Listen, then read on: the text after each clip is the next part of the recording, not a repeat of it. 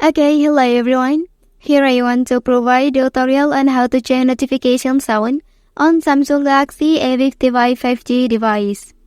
Well, knowing how to change the notification sound on your device allows you to customize your experience and personalize how you are alerted to incoming notifications.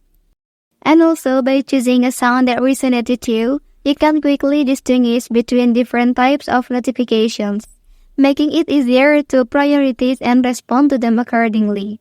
So how to do that? Let's go to the tutorial.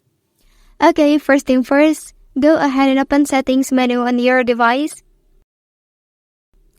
Okay, so in this page, select sound and vibrations. After that, select notification sound.